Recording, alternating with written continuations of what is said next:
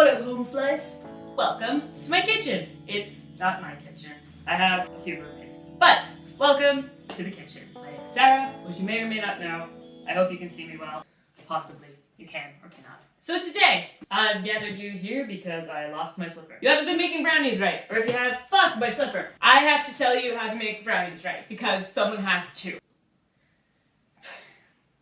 The first box brownie was patented in 1933 by Pillsbury, I think, and it was made in two versions. There was the box version with eggs and the box version without eggs. And apparently they didn't taste very good, and this led to a popular yet untrue rumor that Ernest Dichter,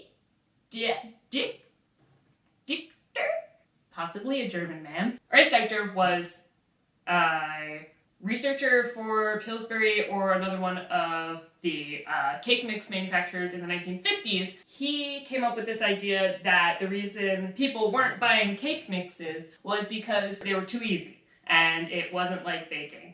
And so people didn't want something easy. Okay, so number one, there's a problem with that. So it was untrue. It's just that apparently powdered eggs taste real bad and nobody wanted to buy the powdered egg box. So people bought the one where you put the fresh eggs in. I gotta say, that's great. I do make a lot of those. Real brownies actually are very easy, but they're made very differently. I have here my brownie recipe, and let's just go ahead with that. We already have all of our ingredients here because I felt like being my own Gordon Ramsay, because Gordon Ramsay is actually the best, and he's really cool. You should follow his Instagram. He's the best. So we are going to start making the brownies. It is going to be half a cup of butter, 1 cup of sugar, 2 eggs, 1 teaspoon of vanilla, 1/3 cup of cocoa powder, half a cup of flour, 1/4 teaspoon of salt, and 1/4 teaspoon of baking powder. Yes. I have all the things here, as you can see, arranged now. We have to start with a pan, because this recipe, I softened the butter, and I just realized now that you don't need to soften the butter, so that was some wasted time. Anyway, what's most different about this recipe is there's a lot more steps. And the first step is going to be melting your butter. So we're going to put it in the saucepan, and then we have to move to the stove, which is going to be interesting.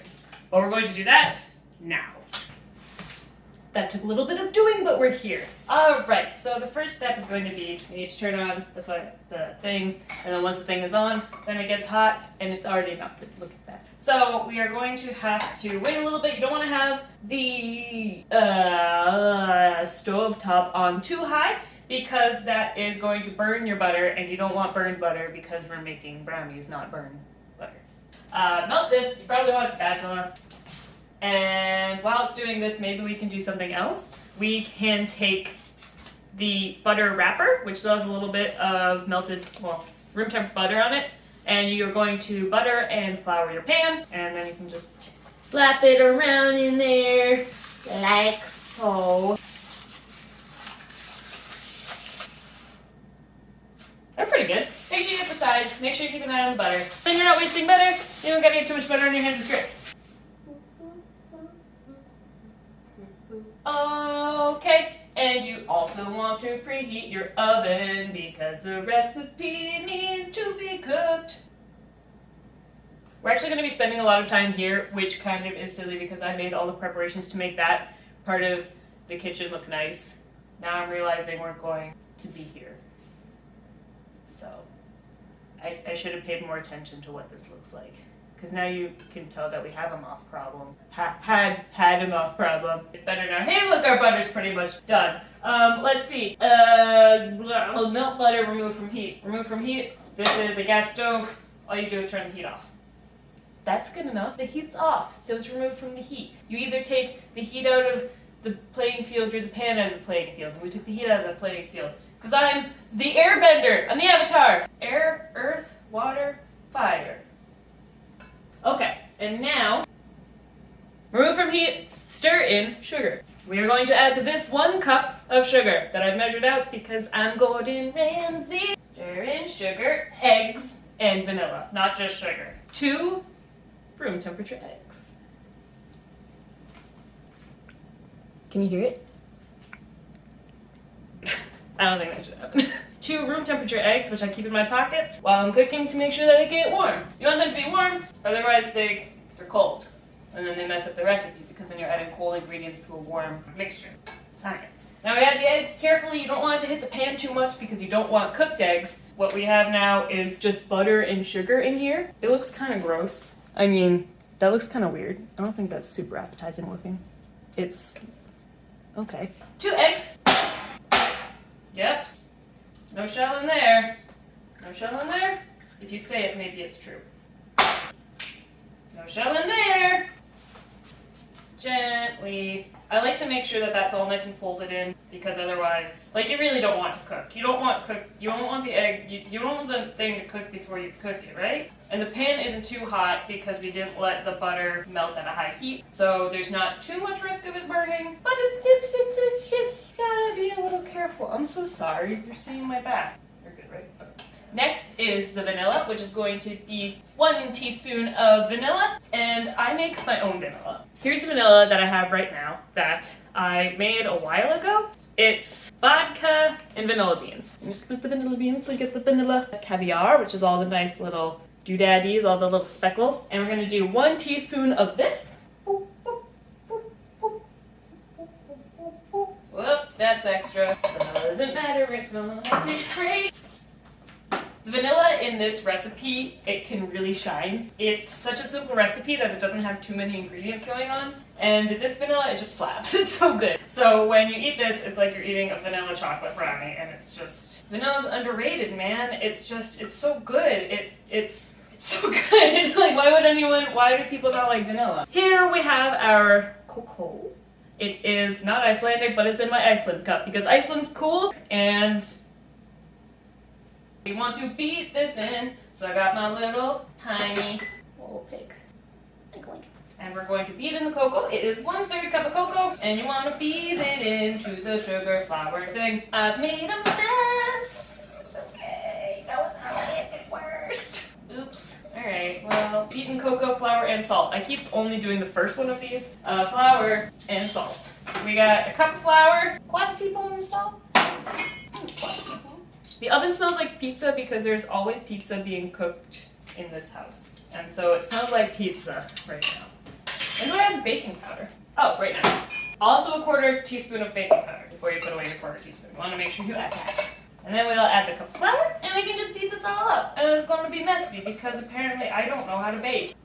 I'm a great baker. I may not be good at a lot of things, but I'm a good baker. I make really good baked goods. I don't even know. I mean, well, now you will know, which is kind of the point. Gosh, no! We're fine. It's a mess. Why are we over here? And we're putting, this is how you do flour. Have you seen anyone put flour in a pan like this before? You probably have. And we're done. Tap out the excess. Ah, shoot, I got all over me. And now that you're covered in flour, and your kitchen is covered in brownie, you can put this brownie into the pan. Why does something feel like it's going wrong right now? That's pretty. I wish I had a better camera setup, but I don't, because I've got a lot of things to pay for in life, and this is but one of them. And then you just get to eat the leftover brownie. Now we put it in the oven for 25 to 30 minutes, although the light's still on, so it's not quite done preheating yet, and I don't really want to put it in before it's done preheating because that's a recipe for disaster, and we are following a recipe for brownies. Everything is covered in chocolate, and I just cleaned it, so I'm upset. So make sure we did everything. We did everything. Now I know this seemed like maybe it was a lot of work because you had to take out a pan and you had to dirty a lot of things. But you know what? You're going to make a mess, and at the end of this, we're going to have some brownies that slap. And so I'm going to let these bad boys cook, and then we may reconvene afterwards. So I'll see you in a little bit. Home slice, stay chill, stay hot, be hot. Hey, I found out why it smelled like pizza. Why was this in the oven?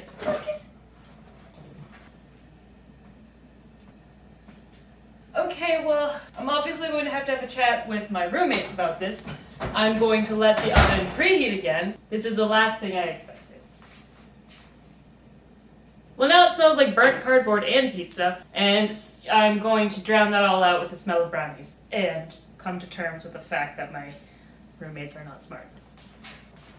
Got a toothpick right here, and we got us poke the little friend. The little friend is looking good. It's been about 25 minutes. Whoop, okay, that's not ready. I thought it was ready. It's not quite ready. Is it ready? I like mine to be a little bit fudgier, so I like to make mine a little undercooked because then it's great for all sorts of things. Eating plain, eating with a brownie sundae. You take it, you put it in the microwave for 30 seconds or so, maybe 20 seconds. Then ice cream, whipped cream, you know. Well, it's been about half a minute now. Let's check it again. Okay, yeah, that's better. So that's something you also got to be careful about, is that it's going to cook pretty quick because it is very shallow. And so if it's not done, it might be done soon. Now that we're at this incredibly weird angle, the brownies have been cooked. Now you want to let them cool in the pan. And this is pretty much just cool until they're cool. Then I've got one last surprise for them. Then it's time to eat. And we're going down. Oh, things are going well. Turn off the oven. That's also a good thing. Turn off the oven. I think I just got a text from my boss. 1 second. And we're almost done. All we have left now is to cut and enjoy. Brownies became brownies. They're very brownie-like. I'm just gonna cut them nicely. They smell amazing and they're so soft and warm. This is my pièce de résistance. It is peanut butter frosting that I made before. We're not making a video because I made this like a couple of days ago. All I like to do is add a little bit right on top of these friends. I'll leave a couple of them unfrosted because some people don't like peanut butter, you know? You gotta option. Maybe you like other butters. Maybe you don't like butter. Maybe you're butter intolerant. And there you go. Homemade brownies. Super freaking easy, right? I mean, it was a little bit more steps than like other things, but I mean, they're gonna taste great. They're gonna taste a lot. I mean, I'll even look at this. Make brownies from scratch. Don't get the box. Unless you want to get the box. Because sometimes you're feeling a little bit lazy, and that's fine. Maybe you don't want to have maybe you don't have baking powder. You don't want to feel like buying baking powder. That's fine also. But if you got the things and you got the time, I know you might not have the time. I don't have the time, but I have the time because I love baking. It's so fun. You get great results, and you get to eat this. You don't get to eat this unless you make it. Make it, okay? It's worth it. So once again, I'm wishing you well. Have a nice day. And maybe make some brownies. And share them with your friends or your roommates. Even though they're stupid and they leave pizza in the oven. Granted, maybe I should have checked the oven. But why would I check the oven? Why would you leave pizza in the oven? Why don't you just put things in the fridge?